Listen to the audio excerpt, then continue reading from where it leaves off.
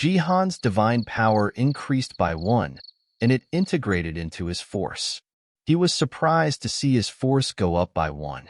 It took 3 divine power points to increase his force by 1, which also boosted his martial power by 1, bringing it to 18. After absorbing the remaining divine power from the sword shattered. Jihan thought it was a shame, even though the results were impressive overall. Suddenly, a message appeared. Jihan's force was now 18, and from now on, he could only absorb divine power from A-rank items or higher. Jihan found this frustrating since A-rank items were out of his reach for now. At that moment, Saya entered the room, asking about the 50 million transfer to her account and noticing Jihan's injury and the mess. Jihan explained that his weapon had exploded, but reassured her not to worry. Saya took Jihan to the living room to treat his wound. Jihan smiled, feeling happy. They then had dinner together. Saya mentioned the large deposit and suggested that barbecue might be too cheap. She preferred steak. In his past life, Jihan had eaten a lot of steak and missed having barbecue in a casual setting. This was the first proper meal he had since his regression. Jihan thought that eating out occasionally was nice, but he still preferred Korean food. Saya, however, wanted to eat expensive food like steak. Jihan promised they could have what she wanted next time. She then mentioned her plans to return to the academy, despite being the student council president and needing to relax. Jihan advised her to follow her teacher's advice and rest for a week. Saya had her reasons. Her day to receive a blessing in the gift hall was approaching. Jihan remembered that her birthday was on August 22nd. In his past life, this day had been difficult for her.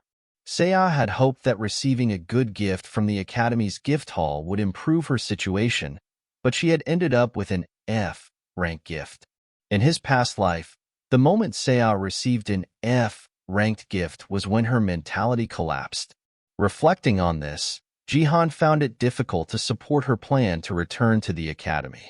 He knew if he told her she would get an F-rank gift again, it would break her heart. So he decided to lower her expectations bit by bit. Jihan asked if she planned to go to the academy the next day, and she confirmed she would, as it would be Monday.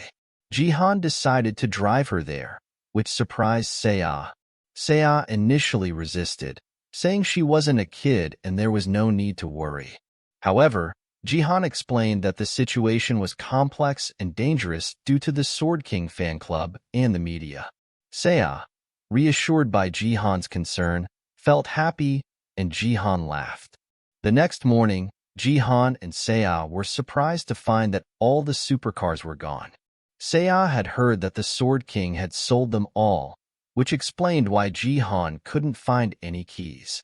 Saya suggested taking the bus, but Jihan spotted a small car in the corner. It was Saya's mom's car. Jihan got in, found the key, and started the car, which was old and hadn't been used in a long time. The engine struggled, but eventually started. Jihan assured Saya not to be embarrassed and asked her to get in. Though worried, she complied. At the academy, a big guy confronted Jihan, telling him to move his car. Saya had feared this kind of reaction. At the Seoul Gangnam-gu Academy, the big guy insulted Jihan, saying he shouldn't park a shitty car there.